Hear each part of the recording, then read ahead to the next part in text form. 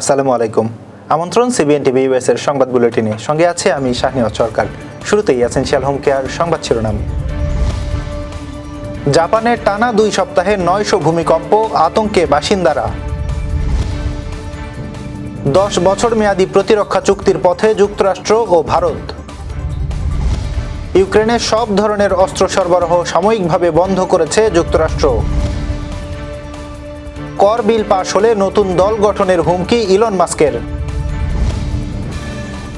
এবং গাজায় ইসরায়েলি হামলায় আরও 111 ফিলিস্তিনি নিহত। দর্শক শুনছিলেন এসেনশিয়াল হোম কেয়ার সংবাদ শিরোনাম। এবার বিস্তারিত। জাপানের দক্ষিণাঞ্চলের টোকারা দ্বীপপুঞ্জে টানা 2 সপ্তাহে 900টিরও বেশি ভূমিকম্প আঘাত এনেছে। এতে স্থানীয়দের মধ্যে চরম আতঙ্ক ছড়িয়ে পড়েছে। ঘন ঘন ভূমিকম্পের কারণে অনেকেই ঘুমাতে পারছেন না। বিবিসি জানিয়েছে গত 21 জুন থেকে দ্বীপপুঞ্জের আশপাশে ভূমিকম্প সক্রিয় রয়েছে। সর্বশেষ রিক্টার স্কেলে 5.5 মাত্রার কম্পন অনুভূত হয়েছে। এখনও পর্যন্ত বড় কোনো ক্ষয়ক্ষতি বা সুনামির আশঙ্কা না থাকলেও স্থানীয়দের সতর্ক থাকতে বলা হয়েছে। বাসিন্দারা জানান, ভূমিকম্পের আগে অদ্ভুত গর্জনের শব্দ শুনতে পাওয়া যাচ্ছে। আতঙ্কের মধ্যে অনেক গেস্ট হাউস পর্যটকদের গ্রহণ করছে না। এদিকে 5 জুলাই ভয়াবহ ভূমিকম্প আসবে এমন একটি পুরনো জাপানি কমিকের ভবিষ্যৎবাণীকে কেন্দ্র করে দেশ জুড়ে গুজব ছড়িয়ে পড়েছে। সরকার এরই মধ্যে আশ্রয়কেন্দ্র নির্মাণ সহ সম্ভাব্য দুর্যোগ মোকাবেলায় প্রস্তুতি জোরদার করেছে। ভারত ও যুক্তরাষ্ট্র চলতি বছর 10 বছর মেয়াদী প্রতিরক্ষা সহযোগিতা চুক্তি স্বাক্ষরে সম্মত হয়েছে। পেন্টাগনের মুখপাত্র জানিয়েছেন, 2 দেশের প্রতিরক্ষা মন্ত্রী পিট হেগসেথ ও রাজনাথ সিং সরাসরি সাক্ষাতে চুক্তিটি স্বাক্ষর করবেন। গত 1 জুলাই টেলিফোনে আলাপে এই সিদ্ধান্তে উপনীত হন 2 মন্ত্রী।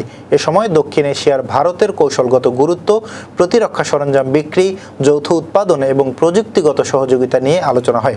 যুক্তরাষ্ট্র জানায়, ইন্দো প্যাসিফিক অঞ্চলের নিরাপত্তা ও আঞ্চলিক স্থিতিশীলতা রক্ষায় 2 দেশের অংশীদারিত্ব গুরুত্বপূর্ণ। ভবিষ্যতে বড় অঙ্কের অস্ত্র বিক্রির পাশাপাশি যৌথ প্রতিরক্ষা শিল্পে বিনিয়োগ ও উন্নয়নেও একমত হয়েছে 2 দেশ। চুক্তিটি বাস্তবায়িত হলে ভারত যুক্তরাষ্ট্র প্রতিরক্ষা সম্পর্ক নতুন উচ্চতায় পৌঁছাবে বলে 2 পক্ষই আশা করছে। যুক্তরাষ্ট্র ইউক্রেনে সব ধরনের মার্কিন অস্ত্র সরবরাহ সাময়িকভাবে স্থগিত করেছে। এর মধ্যে শেল, খুচরা যন্ত্রাংশ এবং প্যাট্রিয়ট বিমান প্রতিরক্ষা ক্ষেপণাস্ত্র সহ বিভিন্ন যুদ্ধাস্ত্র অন্তর্ভুক্ত রয়েছে। পেন্টাগনের মুখপাত্র শন পার্নেল জানিয়েছেন, সামরিক প্রস্তুতি ও প্রতিরক্ষা অগ্রাধিকার বজায় রাখার জন্য এই বিরতি দেওয়া হয়েছে। তবে সরবরাহ সম্পূর্ণ বন্ধের কোনো তথ্য তারা স্বীকার করেনি। গত মার্চ মাসে প্রেসিডেন্ট ট্রাম্প ও ইউক্রেনের প্রেসিডেন্ট জেলেনস্কির মধ্যে ওভাল অফিসে উত্তপ্ত বিতর্ক চলাকালীন অস্ত্র সরবরাহ এবং গোয়েন্দা সহযোগিতা সাময়িকভাবে বন্ধ ছিল। ইউক্রেনীয় কর্মকর্তারা ধারণা করছেন, সাম্প্রতিক এই সরবরাহ স্থগিতাদেশও রাজনৈতিক চাপ সৃষ্টি ও ছাড় আদায়ের অংশ। যুক্তরাষ্ট্রে প্রেসিডেন্ট ট্রাম্পের প্রস্তাবিত কর বিল সিনেটে পাশ হলে আমেরিকান পার্টি নামে নতুন রাজনৈতিক দল গঠনের ঘোষণা দিয়েছেন টেসলা ও এক্স প্রধান ইলন মাস্ক। তিনি জানান, বিলটি পাশ হলে পরদিনই এই দল গঠন করবেন। সামাজিক যোগাযোগ মাধ্যম এক্সে মাস্ক লিখেছেন, যেসব কংগ্রেস সদস্য খরচ কমানোর প্রতিশ্রুতি দিয়ে এখন ঋণ বাড়ানোর বিলের পক্ষে ভোট দিচ্ছেন, তারা যেন পরবর্তী নির্বাচনের প্রাথমিক পর্বেই বাদ পড়েন তা নিশ্চিত করব। তিনি যুক্তরাষ্ট্রের 2 দলীয় ব্যবস্থাকে একদলীয় শাসনের মতো বলে অভিহিত করে বলেন, একটি নতুন শক্তিশালী দলের প্রয়োজন যারা সাধারণ মানুষের কণ্ঠস্বর হবে। মাস্কের মতে, বিলটি পাশ হলে যুক্তরাষ্ট্রের ঋণের বোঝা আরও বাড়বে এবং টেসলার মতো ইভি কোম্পানিগুলোর জন্য সরকারি ভর্তুকি ও কর ছাড় বাতিল হওয়ার আশঙ্কা রয়েছে। গাজায় ইসরায়েলের বিমান হামলায় গত 24 ঘন্টায় আরও 111 ফিলিস্তিনি নিহত হয়েছেন। নিহতদের মধ্যে 24 জন ত্রাণ সংগ্রহে অপেক্ষমান ছিলেন। ইসরায়েলি হামলায় ইন্দোনেশিয়ান হাসপাতালের পরিচালক ডাক্তার মারওয়ান সুলতান ও তার পরিবারের কয়েকজন সদস্য নিহত হন। গাজার উত্তর ও দক্ষিণে কথিত নিরাপদ এলাকায়ও শিশুসহ বহু হতাহত হয়েছে। আল শিফা হাসপাতাল জানিয়েছে, জ্বালানি সংকটে শত শত রোগীর জীবন ঝুঁকিতে। 7 অক্টোবর 2023 থেকে এ পর্যন্ত ইসরায়েলি হামলায় 57,000-এরও বেশি ফিলিস্তিনি নিহত হয়েছেন। সহিংসতা বন্ধে এখনও কার্যকর কূটনৈতিক উদ্যোগ দেখা যাচ্ছে না। এবার কর্ণফুলী ইনকাম ট্যাক্স সংবাদ শিরোনাম। নিউ ইয়র্কে মাদারীপুর জেলা সমিতির বনভোজন। নিউ ইয়র্কে ক্রিস্টি ইউএসের 3 দিনের নাট্যোৎসব। নিউ ইয়র্কে দোহার উপজেলা সমিতির বনভোজন। আশুরা ঘিরে কোনো ধরনের নিরাপত্তার শঙ্কা নেই জানালো ডিএমপি। আত্মপ্রকাশ করল নতুন প্ল্যাটফর্ম পুলিশ সংস্কার আন্দোলন। এবং সতর্কতার সঙ্গে পথ হাঁটছে বিএনপি বললেন মির্জা ফখরুল। দর্শক, আবারও স্বাগতম সিবিএন টিভি ইউএস এর সংবাদ বুলেটিনে। শুনছিলেন কর্ণফুলী ইনকাম ট্যাক্স সংবাদ শিরোনাম, এবার বিস্তারিত।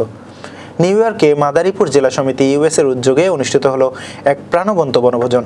29 জুন লং আইল্যান্ডের বেলমন এভিনিউয়ের সবুজ প্রাঙ্গণে প্রবাসী মাদারীপুরবাসী ও অন্যান্য জেলার মানুষ মিলিত হন এই আনন্দঘন মিলন মেলায়।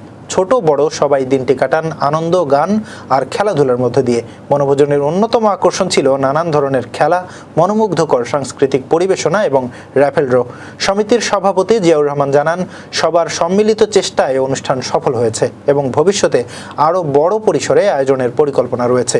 অতিথিরা জানান, প্রবাসে থেকেও তারা দেশের সংস্কৃতি, ঐতিহ্য ও বন্ধন অটুট রাখার এই উদ্যোগকে এগিয়ে নিতে চান। নিউ ইয়র্কে 3 দিন ব্যাপী এক প্রাণবন্ত নাট্যোৎসবের আয়োজন করে নাট্য সংগঠন ক্রিস্টি ইউএসএ। 27 জুন শুরু হওয়া এই উৎসবের ভেন্যু ছিল Jamaica centre for arts and learning ভবন। দর্শকদের বিপুল উপস্থিতি ও উচ্ছ্বাস এই মঞ্চ নাটকে নতুন মাত্রা দেয়। আন্তর্জাতিক থিয়েটার ইনস্টিটিউট বাংলাদেশের সভাপতি অধ্যাপক আব্দুস সেলিম এই উৎসব উদ্বোধন করেন।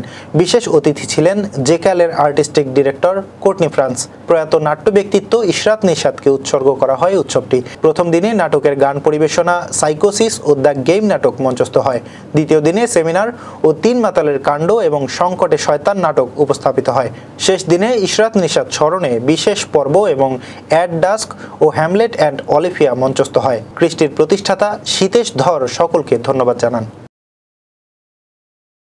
নিউ ইয়র্কের হেম্পস্টেড লেক স্টেট পার্কে অনুষ্ঠিত হলো দোহার উপজেলা সমিতির ইউএসএ ইনকের বার্ষিক বনভোজন।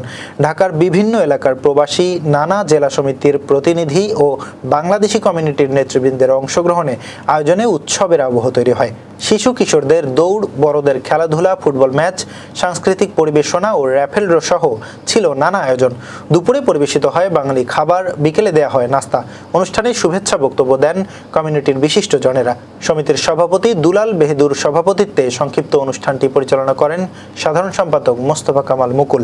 এ সময় শুভেচ্ছা বক্তৃতা করেন বিশিষ্ট কমিউনিটি অ্যাক্টিভিস্ট, বিএনপির কেন্দ্রীয় নির্বাহী কমিটির সদস্য গিয়াস আহমেদ, সমিতির উপদেষ্টা পরিষদের সদস্য হাফিজুর রহমান হাফিজ, শেখ সালাউদ্দিন আহমেদ খোকন, যুগ্ম সম্পাদক দেওয়ান কাউসার সহ আরও অনেকে। পবিত্র আশুরা ঘিরে কোনো ধরনের নিরাপত্তার শঙ্কা নেই, বরং পর্যাপ্ত নিরাপত্তা ব্যবস্থা গ্রহণ করা হয়েছে বলে জানিয়েছে ঢাকা মেট্রোপলিটন পুলিশ। বৃহস্পতিবার বেলা 11টায় লালবাগ হোসাইনি দালান ইমামবাড়ায় পবিত্র আশুরা উপলক্ষে ডিএমপির নিরাপত্তা পরিকল্পনা সংক্রান্ত সংবাদ সম্মেলনে এসব কথা বলেন ডিএমপির অতিরিক্ত police commissioner SN Mohammad Nazrul Islam. Imambara সমূহে অনুষ্ঠান শুরুর পূর্বে ডিএমপির কাউন্টার টেরোরিজম ইউনিটের ডগ স্কোয়াড দ্বারা সুইপিং করার ব্যবস্থা নেওয়া হয়েছে। গুরুত্বপূর্ণ ইমামবাড়া সিসি ক্যামেরা দ্বারা সার্বক্ষণিক পর্যবেক্ষণ এবং এর পাশাপাশি সামাজিক যোগাযোগ মাধ্যমসমূহে সাইবার পেট্রোলিংয়ের মাধ্যমে মনিটরিং করে ব্যবস্থা নেওয়া হচ্ছে। দেশে পুলিশি নির্যাতন বন্ধে জাতীয় নাগরিক পার্টি, বৈষম্য বিরোধী ছাত্র আন্দোলন সহ বেশ কিছু ছাত্র সংগঠন মিলে গঠন করল নতুন প্ল্যাটফর্ম পুলিশ সংস্কার আন্দোলন। বৃহস্পতিবার চট্টগ্রাম নগরীর 16 শহর রেল স্টেশন প্রাঙ্গণে সব সংগঠনের নেতৃবৃন্দ একসাথে দাঁড়িয়ে পুলিশি নির্যাতন বন্ধে এই ঘোষণা দেন। এ সময় তারা বলেন, পুরনো সরকারের সময়ের সুবিধাবাদীরা এখন নিরপেক্ষ সাজার চেষ্টার আড়ালে নিষিদ্ধ সংগঠন ছাত্রলীগকে পৃষ্ঠপোষকতা করছে। এমন পুলিশ কর্মকর্তাদের বিচারের মুখোমুখি দাঁড় করাতে হবে বলে দাবি করেন তারা। দ্রুত পুলিশ সংস্কার কার্যক্রম দৃশ্যমান করারও দাবি জানায় তারা। এছাড়া গত পরশু চট্টগ্রামের পটিয়া থানায় পুলিশি নির্যাতন করা ভারপ্রাপ্ত কর্মকর্তা আবু জায়েদ মোহাম্মদ নাজমুন নূরকে প্রত্যাহারের সিদ্ধান্ত প্রত্যাখ্যান করে তাকে বহিষ্কার করে বিচার নিশ্চিত করার দাবি জানানো হয়। এতে সুবিচার ও পুলিশ সংস্কার বাস্তবায়নে কঠোর আন্দোলনের হুঁশিয়ারিও দেয়া হয়। আমরা বিশ্বাস রাখি যারা পুলিশে রয়েছেন যে সকল পুলিশ সদস্যরা পুলিশে চাকরিরত রয়েছেন, আপনারা অনেকেই পুলিশের সংস্কার চান। আমরা চাইবো আপনারা আমাদের ভাই, আপনারা কাঁধে কাঁধ মিলিয়ে রাজপথে আসবেন। আপনাদের জায়গা থেকে আপনারা আমাদেরকে সংহতি জানাবেন এবং পুলিশের সংস্কার কাজের অগ্রগতির জন্য আপনারা মুখ্য ভূমিকা পালন করবেন। এটা শুধুমাত্র আমাদের দাবি নয়, এটা এদেশের মানুষের দাবি, এটা এদেশের প্রত্যেকটা পুলিশ সদস্যদের দাবি।